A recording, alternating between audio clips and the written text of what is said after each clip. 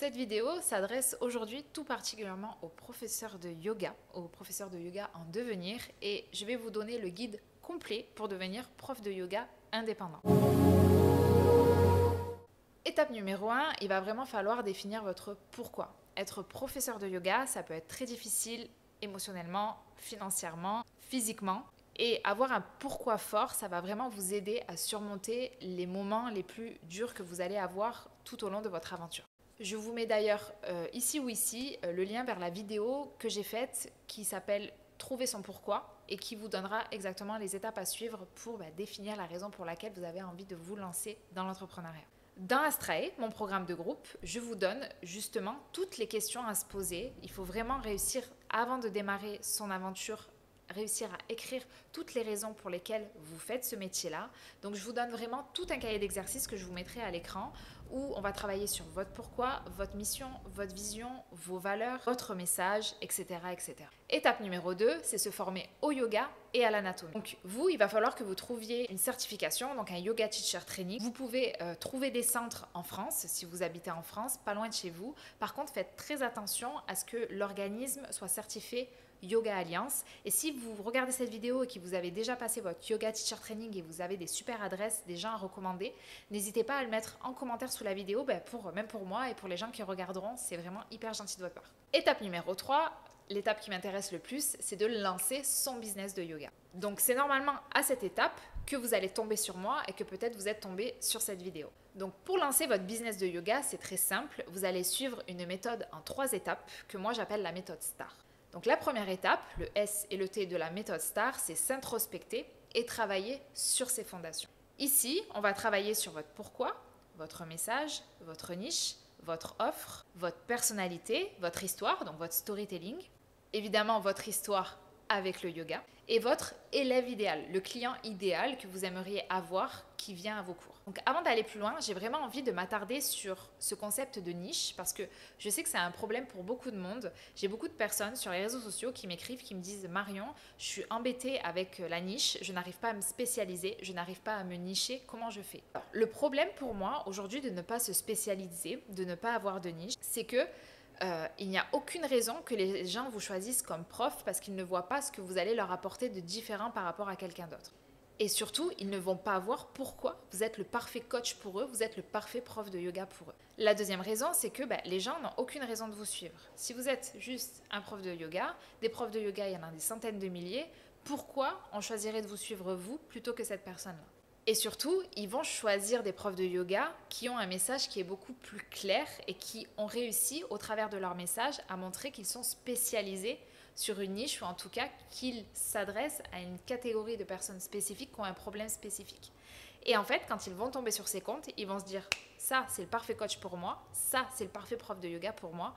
Et donc, ils vont s'abonner et ils vont continuer de suivre cette personne-là. En plus de ça, si vous n'avez pas réussi à vous spécialiser, si vous ne savez pas vraiment quelle est votre niche, vous allez avoir beaucoup de mal à créer votre contenu. Et créer du contenu, c'est ce qui va vous permettre de développer votre visibilité, donc il ne faut pas que ça devienne une corvée. Vous ne saurez jamais quoi raconter pour attirer des clients. Et enfin, quelque chose qu'on ne dit pas, c'est qu'en fait, d'être spécialisé et d'être connu et reconnu sur une thématique spécifique, ça va surtout vous permettre de développer votre entreprise et finalement de grossir.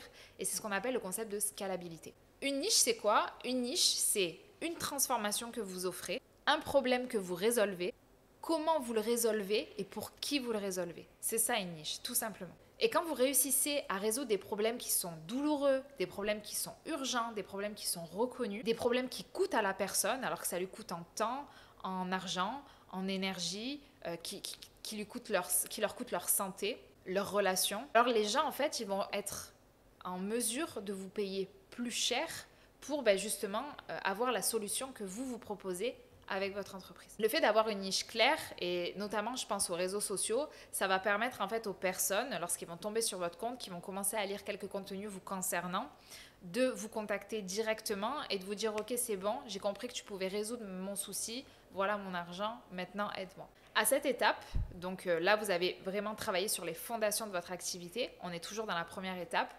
c'est aussi très important que vous définissiez le business model que vous allez choisir. et quelle offre vous comptez créer. Donc par exemple, vous pouvez décider d'avoir des cours en studio de yoga, c'est souvent ce qui se passe quand on démarre, mais vous pouvez aussi décider d'avoir un abonnement, un membership en ligne pour les gens qui veulent continuer de s'entraîner avec vous, même quand vous ne donnez pas des cours en studio.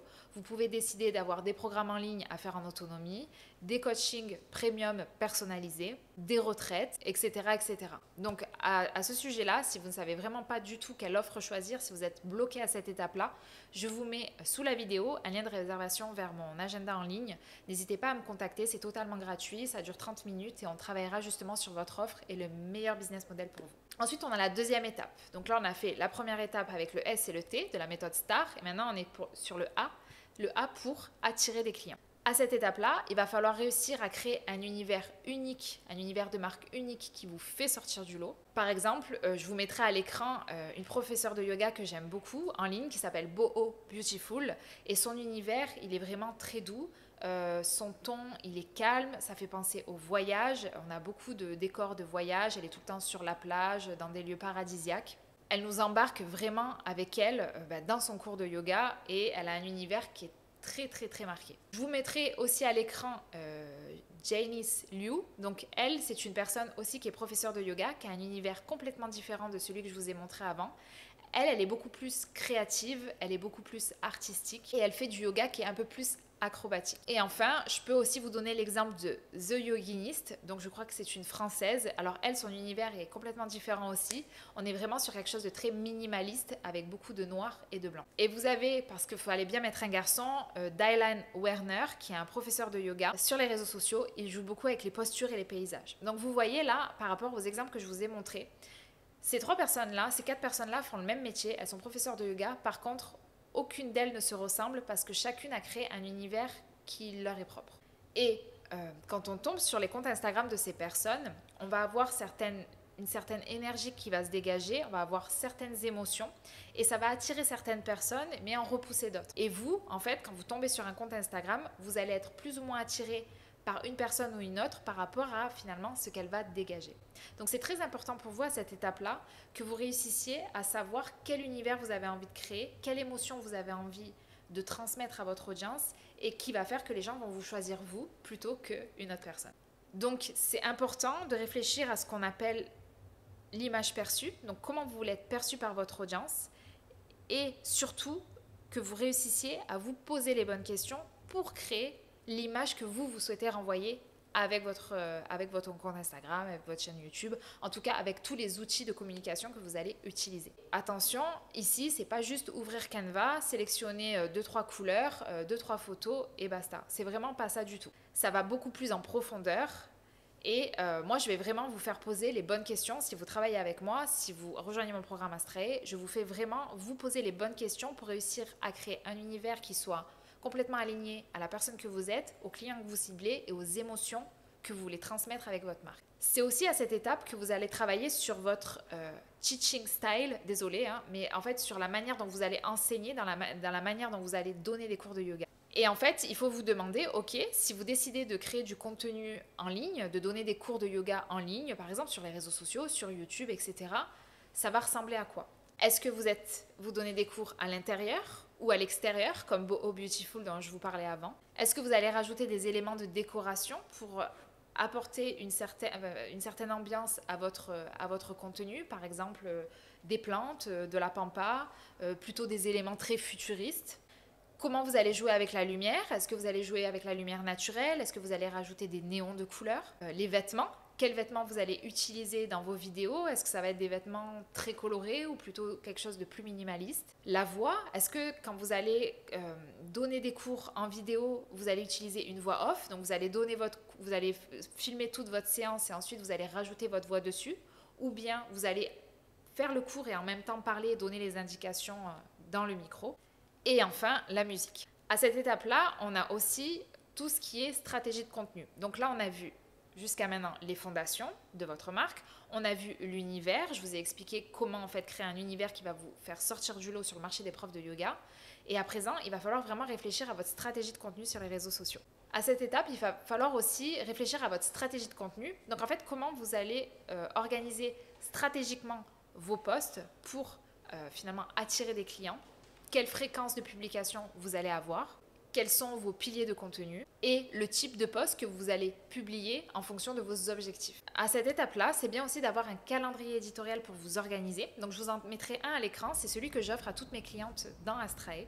Astrae qui est un accompagnement de groupe justement dans lequel je vous apprends à suivre cette méthode STAR, à poser des fondations solides, à créer votre univers visuel comme le ferait un graphiste et enfin à déployer votre communication sur les réseaux sociaux et notamment sur Instagram. Le but étant d'attirer vos premiers clients de yoga grâce à votre compte Instagram. Et donc du coup on arrive à la dernière étape qui est rayonner et convertir finalement vos prospects en clients, rayonner et réussir à transformer vos abonnés là en clients pour vos cours. Donc à cette étape-là, il va falloir du coup, maintenant que vous êtes au clair sur qui vous êtes, ce que vous faites, qui vous servez, votre univers de marque et votre stratégie de contenu, il va falloir commencer à publier du contenu avec régularité sur les réseaux. Il va falloir aussi que vous ayez une méthode, votre propre méthode, un process pour gagner du temps dans la publication de vos contenus et donc du coup que ça vous permette d'être constant dans votre communication en ligne. Il va également falloir que vous réussissiez à maîtriser Instagram si ce n'est pas encore le cas aujourd'hui, mais vraiment savoir utiliser Instagram pour le business, savoir utiliser Instagram pour justement attirer des clients. Donc ici, il va falloir que vous réussissiez à créer une biographie Instagram qui soit optimisée pour la conversion. L'hashtag, il faut choisir. Comment créer des Reels, par exemple des vidéos verticales qui soient captivantes pour votre audience. Ce que je vous conseille aussi à cette étape-là, c'est de créer votre site web.